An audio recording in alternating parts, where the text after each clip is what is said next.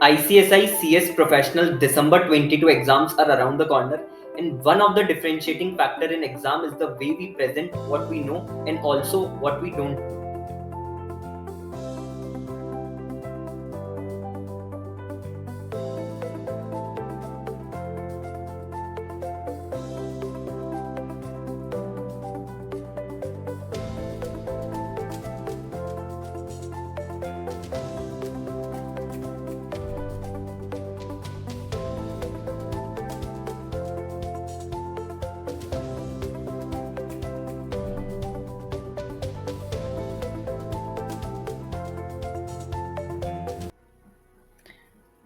So this is my certified copy of IBC।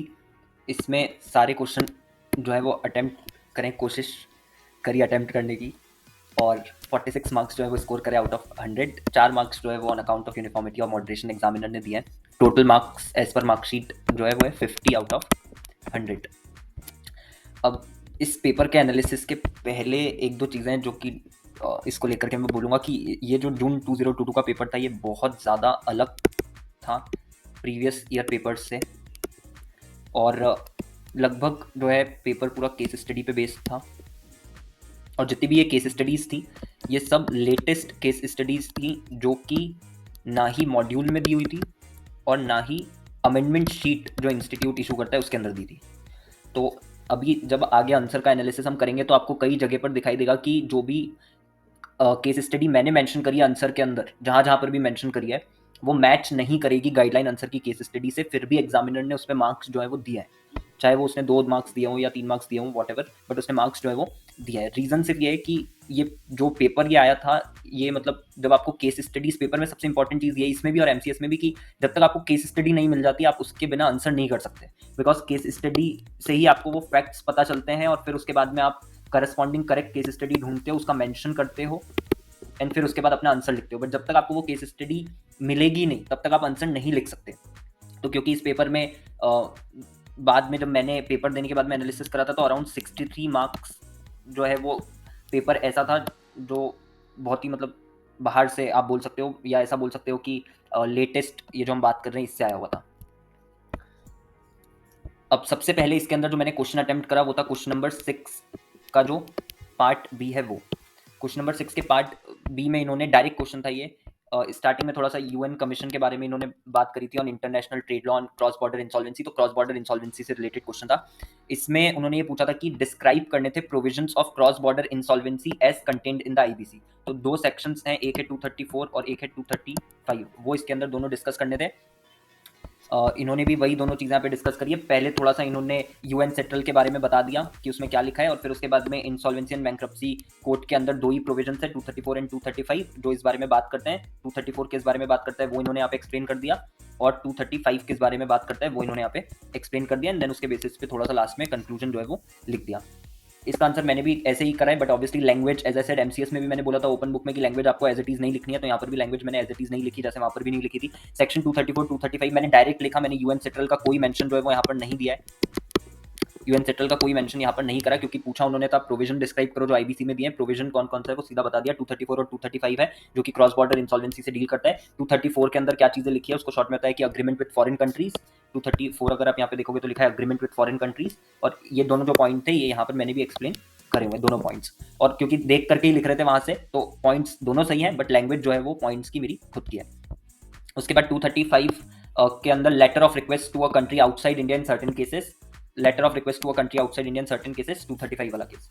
तो ये भी उसके अंदर जितने भी पॉइंट्स थे, 2 पॉइंट है इसके अंदर भी, तो वो भी मेंशन कर दिया। और लास्ट में जो है ये चीज लिख दी कि sections have been introduced in order to improve the current framework of India entering into bilateral agreements for cross border insolvency. ये चीज़ यहाँ पे मेंशन कर दी, यहाँ पर भी ये 2 पॉइंट्स मेंशन है। इस क्वेश्चन के अंदर एग्जामिनर ने जो है वो 3 मार्क्स जो है वो मेरे को अवार्ड करें 6 में से। अब ये 3 मार्क्स क्यों दिए गए वो मेरे को नहीं पता है, क्योंकि 234 में जो चीज़ें लिखी है वो भी मैंने दोनों पॉइंट्स मेंशन करे हैं, 235 में जो दोनों चीज़ें लिखी है वो भी मेंशन करें। बस एक चीज़ मैंने मेंशन नहीं करी, वो स्टार्टिंग का जो पैराग्राफ है जो UN सेटल से रिलेटेड है, बट फिर भी एग्जामिनर ने जो इसमें 3 मार्क्स दिए हैं। उसके बाद में मैंने अटेम्प्ट करा था क्वेश्चन नंबर 6 का A, बट ये जो क्वेश्चन आया था इससे रिलेटेड केस स्टडी जो है वो नहीं मिली थी कहीं पर भी, ना मॉड्यूल में ना अमेंडमेंट शीट में। तो बेस्ड ऑन दी अंडरस्टैंडिंग अगर आप देखोगे इस क्वेश्चन में मैंने केस स्टडी कहीं पर भी मेंशन नहीं करी है, और ये 6 मार्क्स का जो है क्वेश्चन पूछा था, बट मैंने सिर्फ इतना सा आंसर लिखा है। क्योंकि एज आई सेड बिना केस स्टडी के ही won't be able to answer.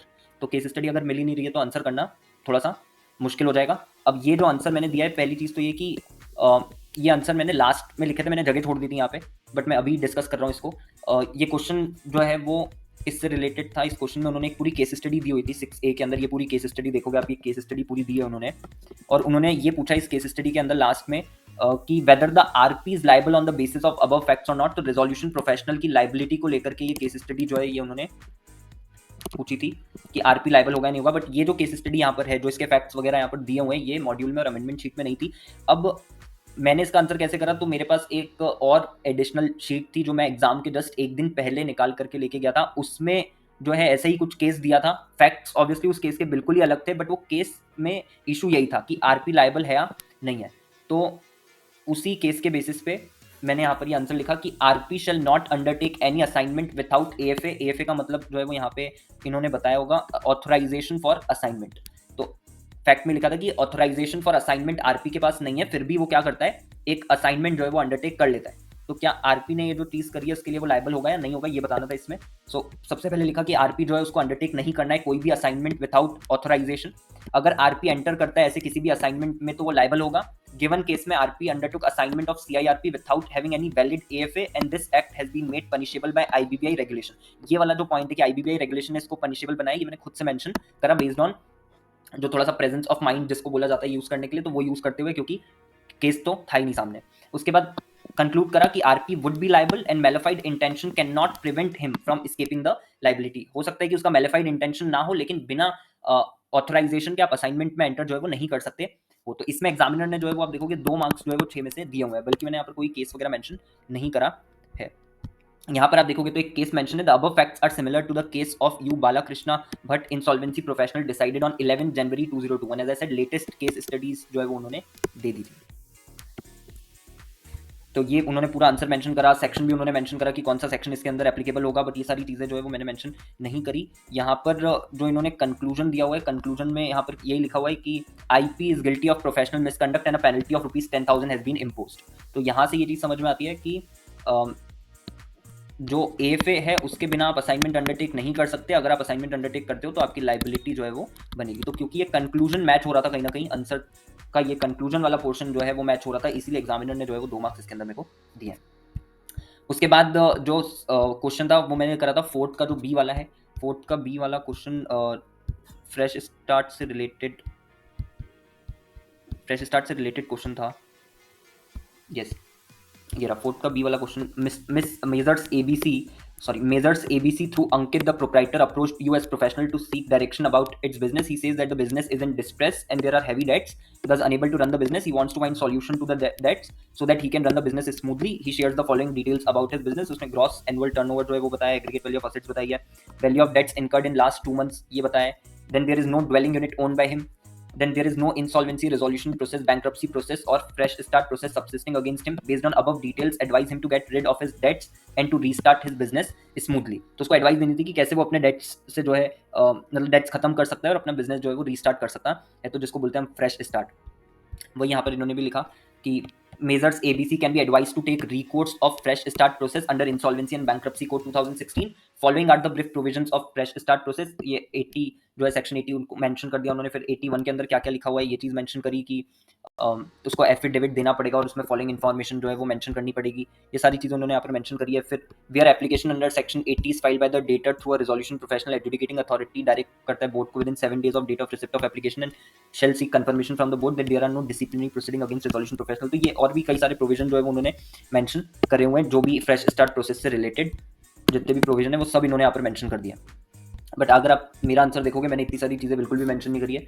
मैंने ये चीज़ मेंशन करी कि as per section number 80 of the IBC 2016 debtor who is not able to pay its debts can apply for fresh start process if satisfies the following conditions. कि वो कब कब कर सकता है, तो अगर उसका gross annual income is up to ₹60,000, aggregate value जो है असेट्स की वो up to ₹20,000, aggregate value of qualifying debt is up to ₹35,000, he is not an undischarged bankrupt, he does not own a dwelling unit. अब ये सारी चीज़ें जो है उस ऊपर वाले केस में सेटिस्फाई हो रही है। फिर यहाँ पर मैंने एक और पॉइंट लिखा कि नो फ्रेश स्टार्ट और insolvency resolution process is subsisting against him. एक और कंडीशन है जो सेटिस्फाई कर रहा है वो वहाँ पर भी जो लिखा हुआ है कि कोई प्रोसेस उसके अगेंस्ट नहीं चल रही है। And no previous fresh start order made in relation to him in preceding 12 months।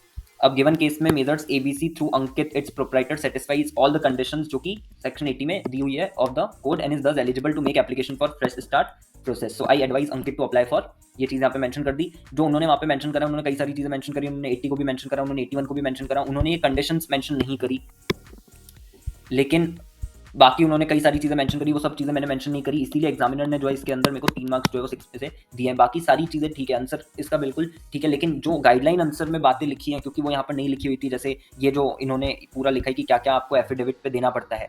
अब थोड़ा सा ये चीज़ है कि इन्होंने जो पूछा था उसको अगर मैं देखूँ और इनके गाइडलाइन आंसर को देखूँ तो ये थोड़ा सा वेरिएशन यहाँ पे बहुत ज़्यादा है, बिकॉज वो ये पूछ रहे थे कि बेस्ड ऑन अबव डिटेल्स आपको एडवाइस करना है उसको कि वो कैसे अपने डेट मतलब खत्म कर सकता है और अपना बिजनेस जो है वो स्मूथली रिस्टार्ट कर सकता है, तो वो फ्रेश स्टार्ट प्रोसेस के लिए जा सकता है। अब उन्होंने फ्रेश स्टार्ट प्रोसेस में क्या क्या होता है वो पूरी चीज़ें जो है वो यहाँ पे एक्सप्लेन करी है, बट ये चीज़ मैंने एक्सप्लेन नहीं करी।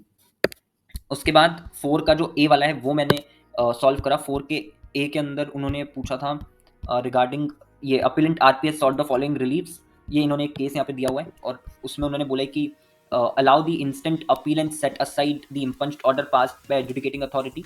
अपीलेंट आरपी जो है, जो जिसने अपील करी है रेजोल्यूशन प्रोफेशनल ने, वो ये चीज़ जो है वो सीख कर रहे हैं। Pass an order initiating liquidation of the corporate debtor messrs SK oils limited under section 33 subsection 1 of IBC, discuss based on decided case law whether appellant RP will succeed in getting relief और not. तो यहाँ पर भी ये वाली जो इन्होंने यहाँ पर केस लॉ मेंशन करा हुआ है ये अलग है। The facts of the case relates to Kuldeep Verma resolution professional SK oils Limited with State Bank of India and others 2021 का ही है ये भी, decided on 16 March, again a latest case जो कि कहीं पर भी नहीं था। अब इसी से रिलेटेड ऐसे ही कुछ केस जो है वो मेरे पास जो और एक और एडिशनल शीट थी जो मैं आपको बोल रहा हूँ कि एग्जाम के एक दिन पहले मैंने जो है निकाली थी, उसमें ऐसा ही कुछ इशू जो है वो दिया हुआ था, उसको यहाँ पर मैंने मेंशन करा। Similar issues were raised in Affinity Finance Services Private Limited versus Keep Finance Limited, where RP didn't receive the resolution plan and applied for liquidation. The NCLT observed that contention of RP is correct, where maximum period provided under section number 12 has expired, the corporate debtor is bound to face liquidation. Applying the decision of NCLT, RP's contention in the given case would be allowed and he will succeed in getting the relief. यहाँ पर भी examiner ने जो है वो 3 marks जो है वो 6 में से दिए हैं। अब इसमें भी इन्होंने क्या चीज़ लिखी है, अब देखो आप यहाँ पे सेक्शन 12 का मेंशन आएगा कि वो मैक्सिमम डेज कंप्लीट हो गए। So it is held that from above observation it is in fitness of situation to allow the appeal and set aside the impugned order passed by the double A and initiate liquidation of the SK oils limited. तो कहीं ना कहीं वो exact case मैंने नहीं लिखा, लेकिन उसी के जैसा केस जो है वो मेरे को उस शीट के अंदर मिल गया था जिसमें उसी नेचर का इशू जो है वो डिस्कस करा गया था। और ऐसा हो सकता है कि ऐसा नहीं है जरूरी कि एक पर्टिकुलर इशू के लिए एक ही केस हो, कई सारे हो सकते हैं। तो ये इन्होंने जो यहाँ पर मेंशन करा वो लेटेस्ट वाला करा, बट हो सकता है किसी और केस में भी ऐसा हुआ हो, क्योंकि वो वाला केस था उसमें भी ऐसे ही हुआ था, इसमें भी ऐसे ही हुआ। वो वाला केस मैंने मेंशन करा, चीजें उसके अंदर जो यहाँ पर मेंशन है सेम वैसी वहां पर भी मैंने मेंशन करी, इसलिए एग्जामिनर ने जो है यहाँ पर 3 मार्क्स जो है वो मेरे को 6 में से दिए। तो इस तरीके से ये वाला पेपर जो है ये इसलिए टफ हो गया था क्योंकि जो केसेस हैं वो मॉड्यूल और अमेंडमेंट शीट से नहीं मिल रहे थे, इसलिए वाला पेपर जो है वो बहुत ज्यादा टफ हम बोल सकते हैं compare in comparison to previous year paper. बाकी प्रीवियस ईयर के पेपर अगर आप देखोगे तो कई सारे क्वेश्चंस बहुत ही डायरेक्ट इन नेचर आए थे, इवन उसके जस्ट पहले दिसंबर 21 में भी क्वेश्चंस जो है वो बहुत ही आसान आए थे। तो आगे जो पेपर अभी आएगा दिसंबर 22 में, उसके लिए आई वुड सजेस्ट कि आप जो भी लेटेस्ट केस स्टडी है वो करके जाओ, ठीक है। और गूगल पे आप सेपरेटली सर्च करके केस जो है वो सर्च कर लो, लेटेस्ट केसेस जो आए हैं, और आपको सारे पढ़ के जाने की जरूरत नहीं है, बहुत सारे, बट आप जो भी इंपॉर्टेंट जजमेंट्स इस तरीके से अगर आप डालोगे गूगल के ऊपर तो आपको मिल जाएंगे कि क्या ऐसे केस लॉज हैं जो कि बहुत ही मतलब हाईलाइटेड केस लॉज जो रहे हैं इस साल के, वो आपको मिल जाएंगे और वो आप एक बार गो थ्रू करके जा सकते हो। उसके बाद में क्वेश्चन नंबर 4 मैंने कंप्लीट करा, 4A 4B। उसके बाद मैंने अटेम्प्ट करा था यहाँ पर क्वेश्चन नंबर 2 का जो बी वाला है। क्वेश्चन नंबर 2 का जो बी वाला है उसमें उन्होंने पूछा था यहाँ पे कि ये पूरी केस स्टडी दी है, मैं केस स्टडी जो है वो नहीं पढ़ रहा हूँ, सिर्फ जो पूछा था यहाँ पर मैं वो चीज़ जो यहाँ पे बता रहा हूँ। ये सिर्फ इन्होंने ये पूछा था कि रेलेवेंट केस को रेफर करते हुए आप एक्सप्लेन करो weather the operational creditor will succeed before NCLT. तो ऑपरेशनल क्रेडिटर ने सिर्फ क्या चीज़ करिए कि ऑपरेशनल क्रेडिटर डिमांड नोटिस जो है वो सर्व करता है सेक्शन 8 ऑफ आईबीसी में, ऊपर ऑब्वियसली डिफॉल्ट करा होगा कॉर्पोरेट डेटर ने, तो उसने डिमांड नोटिस सर्व कर दिया again on 12 October 2018, which was delivered on 27th October. The CD center replied on 31st October to the aforesaid demand notice, wherein it mentioned that material worth itna were returned on 23rd June 2017, owing to the quality issue, and the same were duly received and acknowledged by the operational creditor. So dispute was raised कि ऐसा हुआ या नहीं हुआ और operational creditor is entitled to the amount or not, because NCLT क्या करता है, NCLT जो भी operational creditor है उसकी application को reject कर देता है। अब OC जो है वो रेफर कर रहा है matter before NCLT referring the relevant case, यानी यहाँ पर एनसीएलटी ने जो कॉर्पोरेट डेटर है उसको सही ठहरा दिया कि हाँ उन्होंने तो आपको रिप्लाई भी कर दिया था और आपको मटेरियल भी वापस कर दिया था, तो you are not entitled to any amount. लेकिन ओसी का कहना ये है कि नहीं, मैं एंटाइटल्ड हूँ, तो वो एनसीएलटी के पास जाता है और इसी को लेकर के उन्होंने बोला रेलेवेंट केस मेंशन करके एक्सप्लेन करो कि ओसी सक्सीड होगा या नहीं होगा। इसमें उन्होंने किस तरीके से कौन सा केस लॉ मेंशन करा, इसमें उन्होंने मेंशन करा ये as per Solenis chemicals India private limited versus Arjun pulp and paper India private limited company appeal, ये 2020 का केस लॉ है, बट ये भी जो है वो नहीं दिया हुआ था कहीं पर भी। तो यहाँ पर जो उससे रिलेटेड जिसमें ऐसे ही कुछ इशू रेज हुआ था वो मैंने यहाँ पे मेंशन करा कि facts of the case is similar to the case of JP engineers private limited versus Murti Udyog limited, where in NCLT upheld the decision of NCLT and said that CD has disputed the quality of the material and same were duly acknowledged by OC. This amounts to pre-existence of dispute. The CD sent a notice of dispute earlier to the service of demand notice by OC. In the given case, CD issued notice of dispute prior to demand made by OC. Therefore, OC will not succeed in its claim before NCLT as there is existence of dispute. इन्होंने भी कई सारी चीजें इन्होंने mention करी, again वो चीज match नहीं होने वाली है, लेकिन अगर आप आंसर देखोगे जो इन्होंने लिखा है तो वो लास्ट में कंक्लूजन देखो, hence if there is any pre existing dispute the claim of operational creditor can not be entertain by adjudicating authority. अब ये कंक्लूजन क्योंकि मैच हो रहा है जो मैंने लिखा है उससे, दो ये चीजें एग्जैक्टली मैच कुछ आंसर्स में हो जाएंगी, कुछ आंसर्स में नहीं होंगी और वो हर एक पेपर के लिए एप्लीकेबल है, बट कंक्लूजन जो है वो मेंशन जो मैंने करा वो मैच हो रहा था। केस स्टडी बिल्कुल अलग है, अभी तक हमने देखा है हर एक जिसमें भी मैंने केस स्टडी मेंशन करी है किसी में भी मैच नहीं हो रही मेरी केस स्टडी, लेकिन फिर भी एग्जामिनर ने जो है मार्क्स जो है वो दिए हैं, उसने 3 मार्क्स यहाँ पर भी दिए हैं 6 में से, क्योंकि कंक्लूजन मैच हो रहा था और केस स्टडी लिख ही नहीं सकते थे क्योंकि मॉड्यूल में भी नहीं थी और अमेंडमेंट शीट में भी नहीं थी। उसके बाद क्वेश्चन नंबर 2 का ए जो है वो मैंने नहीं करा क्योंकि वो नहीं मिल रहा था, एज आई सेड कि कई एटलीस्ट 1 आवर के लिए तो मैं बैठे ही हुआ था कि आखिर आंसर्स मिल क्यों नहीं रहे ये सोच करके, तो ये चीज़ भी हुई एग्जाम में, बट वो वाला मिला नहीं इसलिए वो छोड़ दिया। बिकॉज उसके बाद में जो क्वेश्चन नंबर फर्स्ट है जो 40 मार्क्स का क्वेश्चन आता है वो वाली केस स्टडी जो है वो मेरे को मिल गई थी, जो एक दिन पहले मैं शीट निकाल करके लेकर के गया था, उसके अंदर ये वाली केस स्टडी 40 मार्क्स के लिए जो आई थी वो दी हुई थी, तो उसको मैंने पूरा जो है यहाँ पर लिखा है। ये एक ऐसी केस स्टडी है जो मैच होती है आंसर के साथ, पहला क्वेश्चन जिसमें केस स्टडी जो है वो मैच कर रही है गाइडलाइन आंसर में जो भी उससे।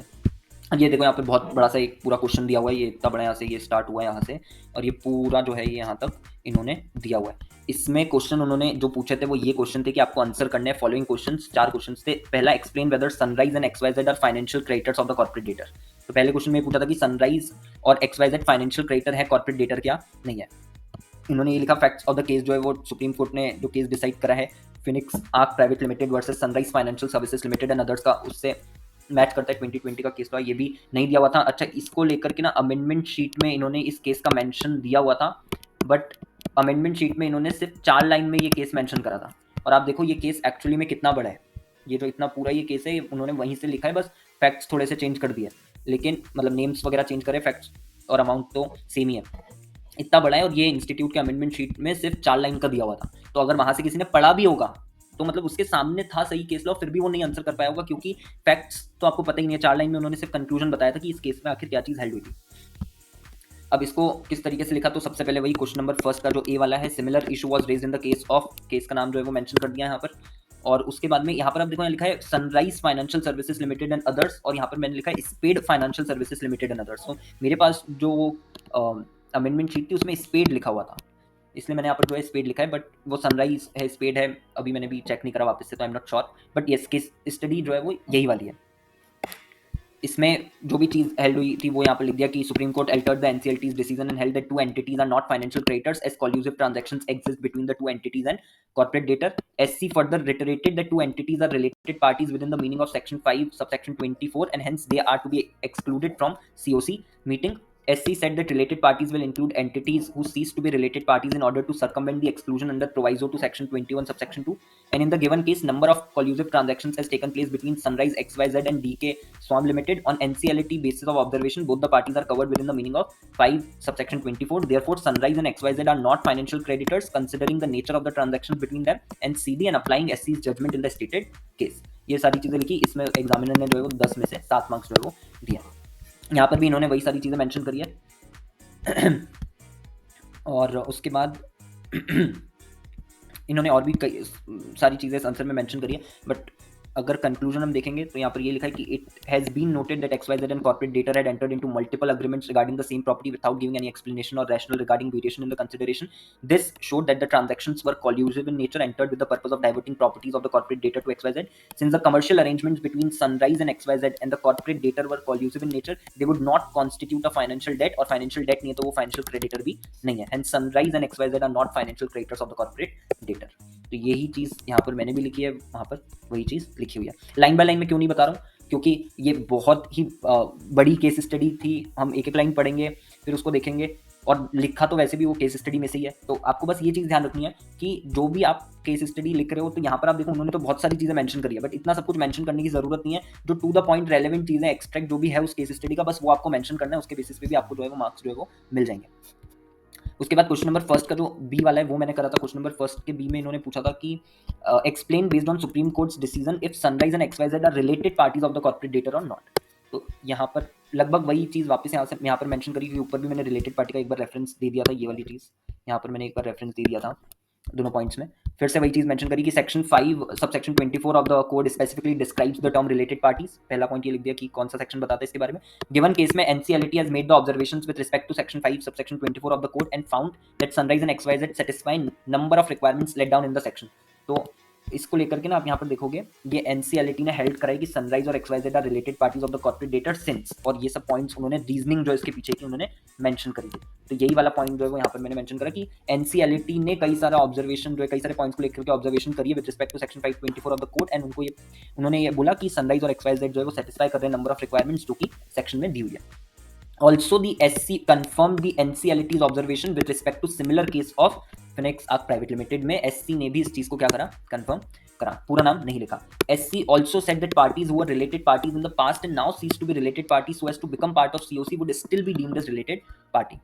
In the given case, Sunrise and XYZ are related parties of the corporate debtor, applying the SC's judgment, as there were transactions in the past from 2009 to 2012 where Sunrise Limited, one Kunal Kumar was acting on directors of CD's management. Also, XYZ was a partner of CD at one point in time and also wholly owned subsidiary of Sunrise, and thus Kunal Kumar was also involved. तो मतलब उसका थोड़ा सा और reason भी बता दिया. यहाँ पर भी एग्जामिनर ने जो है वो 7 मार्क्स 10 में से दिए हुए. इन्होंने भी यहाँ पर इसको इस तरीके से एक्सप्लेन करा. 524 का मेंशन दिया उन्होंने. फिर NCLT ने क्या क्या रीजनिंग दी थी वो उन्होंने वापस से यहाँ पर मेंशन करी, जो जो क्वेश्चन में ऑलरेडी मेंशन है. फिर उसके बाद similarly there is no hesitation in accepting the NCLT's conclusion that Sunrise entered into transaction on the basis of advice instruction direction of the board directors. ये वही कुणाल कुमार जो है उसकी बात हो रही है.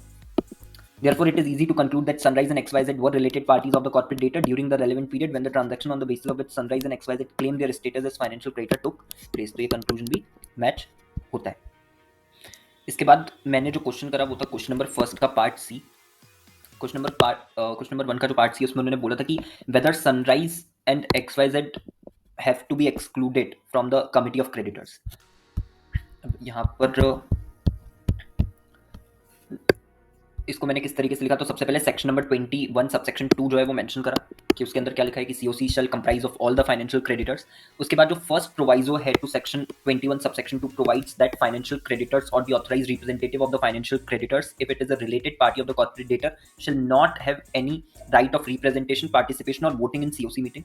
Further in the given case Sunrise and XYZ are held to be related parties considering the NCLT's judgment as further affirmed by the Supreme Court in Phoenix Arc Private Limited versus Spade Financial Services Limited and others. और ये जो ये spade ही है, ये sunrise नहीं है. जो guideline answer उसमें गलत लिखा हुआ है, ये स्पेड फाइनेंशियल सर्विसेज ही है. And therefore इसके बेसिस पे Sunrise and XYZ have to be excluded from the COC being the related parties of the corporate debtor. इसमें भी 7 मार्क्स जो है वो आउट ऑफ 10 एग्जामिनर ने दिया. इन्होंने भी ऐसे ही मेंशन करा. इन्होंने 21 सबसेक्शन 1 भी पहले मेंशन करा, फिर उसके बाद में 21 सबसेक्शन 2 मेंशन करा. उसके अंदर जो बात लिखी है वो इन्होंने यहाँ पे पूरी बताई है. उसके बाद उन्होंने फर्स्ट प्रोवाइजो कब एप्लीकेबल नहीं होती वो बताया है. फिर first proviso states that any financial creditor barring the exceptions provided in second proviso shell not have any right of representation, participation and voting in the meeting of the COC if it is a related party of the corporate debtor. ये वाली चीज भी वहाँ पर answer में लिखी हुई है. 28 भी उन्होंने डिस्कस करा, बट ये चीज़ मैंने डिस्कस नहीं करी है. उसके बाद में supreme court elucidates the two-way relationship in related parties, that the definition describes a commutative relationship, meaning that x can be a related party of y if either x is related to y or y is related to x। ये सब चीज़ें भी इन्होंने यहाँ पर mention करी, but ये भी चीज़ें वहाँ पर मैंने मेंशन नहीं करी हुई है। फिर उसके बाद COC is comprised of financial creditors under loan and debt contracts who have the right to vote on decisions. The aim of COC is to enable coordination between various creditors so as to ensure interest of all stakeholders are balanced and value of the assets are maximized। But ये वाला point भी मैंने मेरे answer में mention नहीं करा है, और ये वाला जो पॉइंट है वो मेंशन करने की जरूरत भी नहीं है, बिकॉज क्वेश्चन ये सब कुछ आपसे पूछ ही नहीं रहा है। तो जो क्वेश्चन पूछ रहा है आपको वही चीज लिख करके आनी है, ये इररेलेवेंट पॉइंट है। Then objects and purpose of the court जो है ये सब इन्होंने यहाँ पर मेंशन करा, बट ये भी आपको लिख करके बिल्कुल भी आने की जरूरत नहीं है, ये बिल्कुल भी रिलेटेड नहीं है। उसके बाद it is pertinent to note the disqualification of related parties from being members of the COC has also been recommended in the UN central legislative guide on insolvency law. तो ये वाला जो पॉइंट है ये भी मैंने मेंशन नहीं करा हुआ है मेरे आंसर में। फिर और भी इन्होंने ये जो चीज़ें मेंशन करी है ये भी मैंने नहीं मेंशन करी है आंसर में। सीधे it is right to exclude Sunrise and XYZ from COC in accordance with first proviso of 21। तो ये जो कंक्लूजन है ये चीज़ जो है मैंने भी लिखी है कि उनको एक्सक्लूड करा जाना चाहिए, और ये गाइडलाइन आंसर में भी दिया हुआ है। बाकी बीच में जितनी भी चीज़ें लिखी है उसमें कई सारे पॉइंट्स इररेलेवेंट हैं, ये सब लिखने की ज़रूरत आपको भी नहीं है। तो जहाँ जहाँ पर भी आपको लगता है, जो भी पॉइंट आपको लगता है, क्योंकि आपको अगर बुक में मिल जाता है वो केस लॉ और फिर आपको लगता है कि यार ये वाला पॉइंट यहाँ पे बताने की ज़रूरत नहीं है, तो आप उसको जो है बिल्कुल कट कर सकते हैं, वो आपको वो पॉइंट यहाँ पर लिखने की ज़रूरत नहीं है। उसके बाद क्वेश्चन नंबर फर्स्ट का जो डी है वो उन्होंने यहाँ पे पूछा था। क्वेश्चन नंबर फर्स्ट का जो डी है वो ऑपरेशनल क्रेडिटर्स से रिलेटेड इन्होंने क्वेश्चन पूछा था कि क्योंकि फाइनेंशियल क्रेडिटर्स तो रिलेटेड पार्टी है, तो ऑपरेशनल मतलब कमिटी ऑफ क्रेडिटर्स में कौन कौन होगा। सो 21 subsection 2 of IBC provides that committee of creditors shall comprise of all the financial creditors of the corporate debtor। In light of this statutory provision, what will be your answer if there are no financial creditors or all the financial creditors are related party to the corporate debtor। तो इस case में क्या करा जाएगा, तो operational creditor जो है वो COC का जो है वो पार्ट बन जाएंगे। तो ये वाली चीज़ जो है यहाँ पर मैंने लिखी रेगुलेशन नंबर 16 के अंदर ये दिया हुआ है, तो पूरी रेगुलेशन 16 जो है वो डिस्कस करी। यहाँ पर बताया कि जहाँ पर CD has no financial debt और where all the financial creditors are related parties of the corporate debtor, the COC shall comprise of 18 largest OCs by value।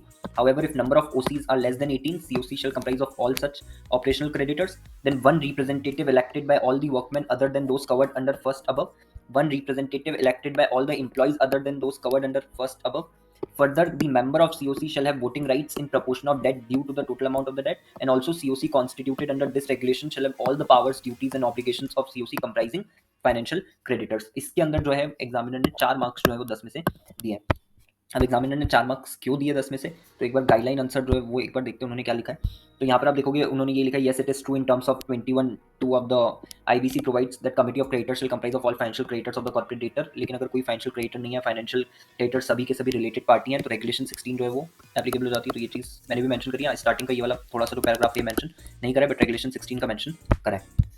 Regulation 16 क्या बोलती है उन्होंने यहाँ पर बताया, विच रीड्स एज अंडर, वही सारी बातें जो मैंने डिस्कस करी हुई है आंसर के अंदर, वही यहाँ पर लिखा है कि जहाँ पर कोई फाइनेंशियल डेट नहीं है या फाइनेंशियल क्रेडिटर्स सबके सब रिलेटेड पार्टी है, तो committee shall be set up in accordance with this regulation. Committee के अंदर कौन कौन होगा, तो 18 largest operational creditor by value, provided अगर नंबर उससे कम है तो वो सारे के सारे इसके अंदर आ जाएंगे। रिप्रेजेंटेटिव दोनों उन्होंने बता दिए, एम्प्लॉइज ऑफ वर्कमैन के। Then member of the committee formed in this regulation shall have voting right in proportion of the debt due to such creditor और debt represented by such representative to the total debt. ये वाला point भी mention करा था मैंने। उसके बाद total date क्या होता है वो भी इन्होंने यहाँ पर एक्सप्लेन करा, बट ये चीज़ मैंने एक्सप्लेन नहीं करी क्योंकि ये चीज़ आपको एक्सप्लेन करने की जरूरत नहीं है एक्सप्लेनेशन में जो लिखा हुआ है कि टोटल डेट का मतलब क्या है। आंसर के अंदर ये चीज़ आपको रिक्वायरमेंट नहीं है मेंशन करने की, इसलिए मैंने वहाँ पर भी जब आंसर में कर रहा था तो मैंने भी जब रेगुलेशन 16 वहाँ पे ओपन करा तो ये चीज़ वहाँ पे लिखी हुई थी, बट मैंने डिलिबरेटली क्यों इसको कट कर दिया, बिकॉज ये तो अंडरस्टैंडिंग पर्पस के लिए है कि टोटल डेट में क्या क्या चीज़ें आती है, ये आपको आंसर में मेंशन करने की जरूरत नहीं है। Then committee formed under this regulation and its members shall have the same rights, powers, duties and obligation as a committee comprising financial creditors and its members as the case may be।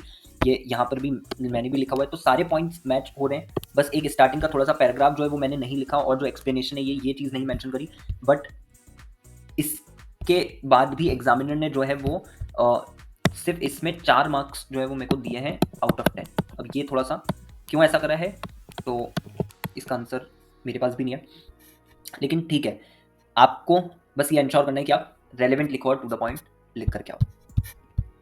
उसके बाद question number 3 का ए वाला जो है वो मैंने solve करा था। क्वेश्चन नंबर 3 का जो ए वाला है इसमें इन्होंने पूछा था वेदर टू, मतलब ये भी पूरी केस स्टडी थी और ये केस स्टडी भी बुक के अंदर जो है वो नहीं मिली थी या अमेंडमेंट शीट के अंदर भी नहीं मिली थी, तो ये भी वैसे ही खुद से फिर लिखा। इसमें इन्होंने जो है ये पूछा था कि explain in light of decided case whether 2 objections made by GFL were sustainable और नॉट।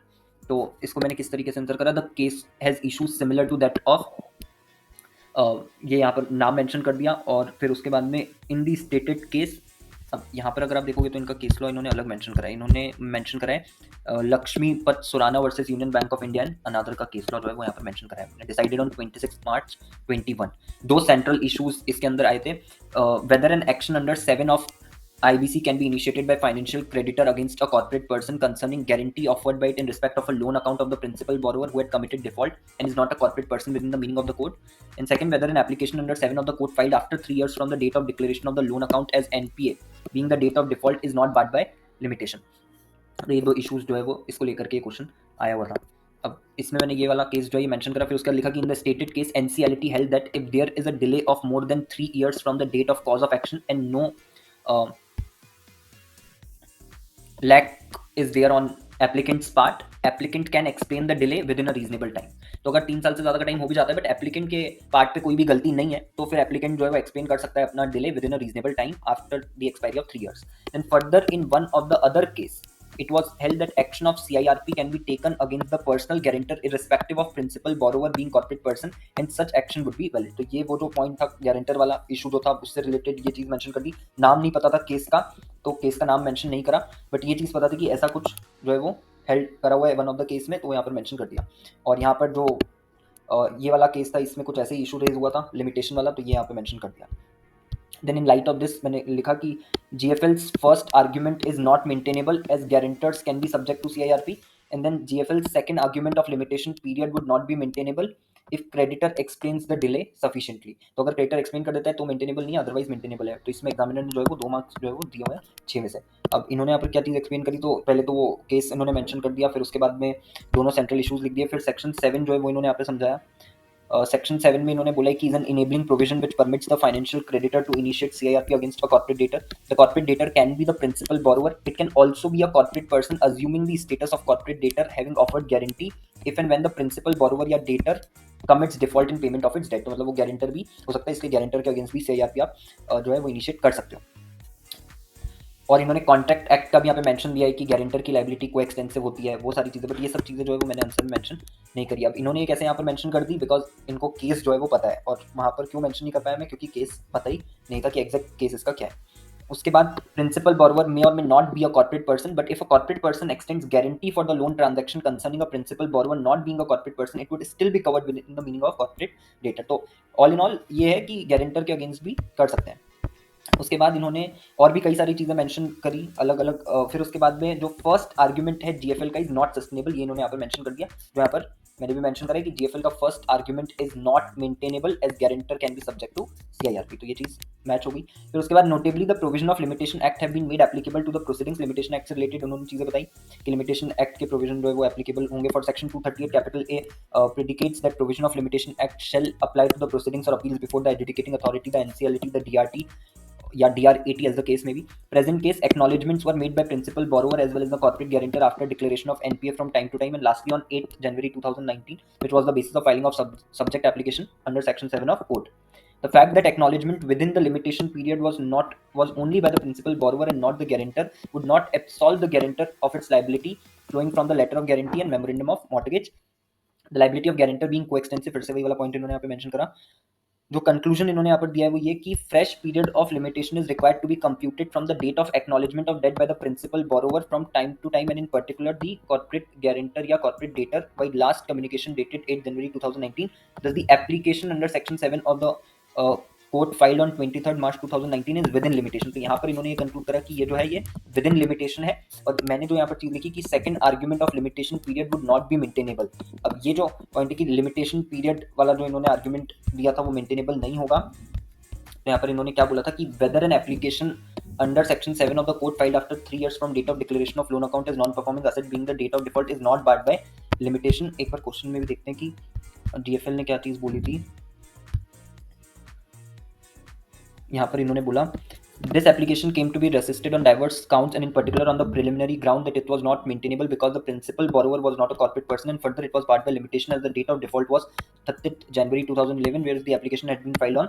तो ये इन्होंने बोला था कि beyond 3 years फाइल करी जा रही है इसलिए ये मेंटेनेबल नहीं है, बट गाइडलाइन आंसर में इन्होंने कंक्लूड करा कि ये जो एप्लीकेशन है ये मेंटेनेबल है क्योंकि ये with in the limitation period है, क्योंकि लिमिटेशन पीरियड हम कहाँ से रिकॉग्नाइज करेंगे 8 जनवरी 2019 से, क्योंकि इस दिन एक्नॉलेजमेंट हुई है। तो ये वाला जो पॉइंट है ये इसीलिए गलत हो गया, एग्जामिनर ने इसको गलत करा है और इसी के बेसिस पे जो है वो 2 मार्क्स 6 में से दिए। तो एक सही था, एक गलत था। उसके बाद जो क्वेश्चन नंबर 3 का बी है वो मैंने सॉल्व करा था। क्वेश्चन नंबर 3 का जो बी वाला है उसमें उन्होंने पूछा था, यहाँ पर भी वही केस लॉ पूरा दिया हुआ था और फिर उसके बाद उन्होंने पूछा था whether the appeal filed by the corporate debtor as NCLT will be maintainable और नॉट। इसमें इन्होंने जो केस लॉ डिस्कस करा वो the facts of the above are similar to the case of IR K Raju versus Immaneni Eswara Rao and others. Case law जो ये वाला इन्होंने यहाँ पर मेंशन करा है, बट मैंने जो यहाँ पर केस लॉ मेंशन करा है वो है the issue involve in the given case was settled in the case of Pranami trading private limited versus Kian developers private limited where in NCLT allowed the series appeal.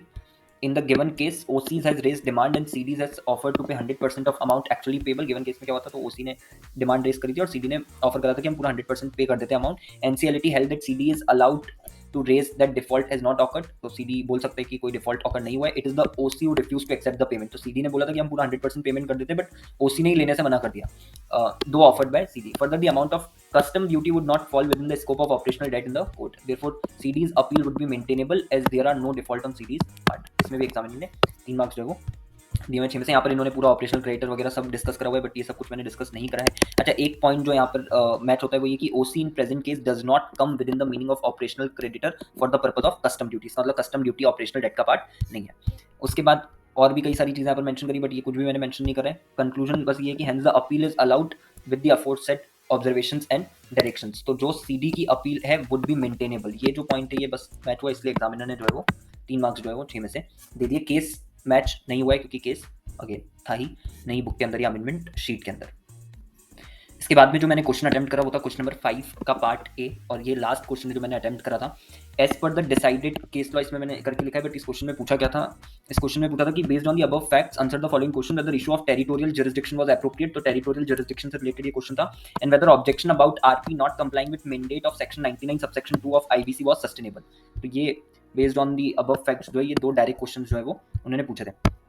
अब इसका आंसर यहाँ पे किस तरीके से लिखा है, तो यहाँ पर इन्होंने केस मेंशन करा है. अबव फैक्ट्स रिलेट्स टू कैबहाना bank petitioner versus Rohit Nath corporate debtor. 22 October 20 का ये केस था. लेटेस्ट केस था ये भी, जो बुक के अंदर नहीं दिया हुआ था.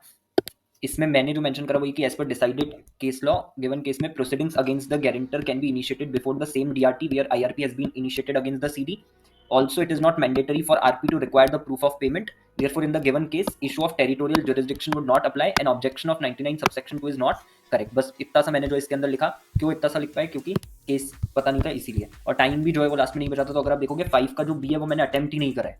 5 का भी अटेम्प्ट भी नहीं करा है मैंने. क्यों? क्योंकि टाइम ही नहीं था. लास्ट में 1 घंटा जो है मैं इस पेपर में सिर्फ जो है ढूंढ रहा था केस कि कौन सा केस होगा, कौन सा केस होगा. जो भी अलग अलग क्वेश्चंस हैं उनको देखा, पढ़ा, नहीं मिला, फिर दूसरे को देखा, उसको पढ़ा, फिर नहीं मिला. तो इस तरीके से 1 आवर जो है वो इसी चीज़ में चला गया था.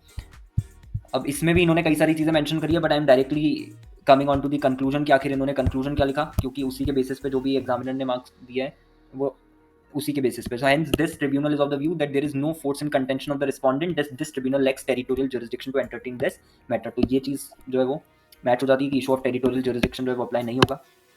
एंड उसके बाद इन्होंने जो यहाँ पर लिखा है कि having entered into the above findings it is viewed that application filed by the applicant under section 95 of the act can be admitted and accordingly the same is admitted. 99(2) में इन्होंने बोला कि provides that where the application has been filed under section 95 the resolution professional may require the debtor to prove repayment of debt claimed as unpaid by the creditor by furnishing these evidences. Or section 99 subsection 2 it is crystal clear that resolution professional may require the data to furnish the details about the repayment, and there is nothing to suggest that it is made mandatory to the RP to call for from the data the details of repayment. The word used may cannot be construed as mandatory one, and it gives only discretionary power to the RP. ये discretionary however नहीं होगा, discretionary power है. In view of section 99 subsection 2 which does not create a mandatory obligation on the RP, the contention of the respondent is that non-compliance of section 99 subsection 2 vitiates the proceeding is unfounded. तो 99 subsection 2 जो है उससे RP को mandatory requirement नहीं है comply करने की. वो ऐसा कर भी सकता है और नहीं भी कर सकता है. यही चीज़ यहाँ पे लिखी कि ऑब्जेक्शन जो 99 सबसेक्शन 2 में उठाया जा रहा है वो करेक्ट नहीं है। तो ये दोनों चीज़ जो है वो मैच कर गई, इसलिए एग्जामिनर ने यहाँ पर जो है 8 मार्क्स जो है वो दिया है। ये भी कितने मार्क्स का पूछा गया था, 6 मार्क्स का जो है ये पूछा गया था, इसमें 1 मार्क्स जो है एग्जामिनर ने दिया कि बाकी चीज़ें मैंने जो इसके अंदर नहीं लिखी है। तो ये पूरा एनालिसिस है मेरी आईबीसी की कॉपी का। आपको बस इस पेपर में कुछ चीज़ें ध्यान रखनी है। अभी तक जितने भी पेपर्स आए पास्ट ईयर के, वो ऐसा पेपर जो है वो नहीं आया पहले कभी भी। तो अब आगे क्या आएगा उसको इस तरीके से आप कर सकते हो कि जो भी लेटेस्ट केसेस आए हैं, लैंडमार्क जजमेंट्स करके आप अगर गूगल पे डालोगे तो आपको मिल जाएंगे, वो आप एक बार गो थ्रू करना।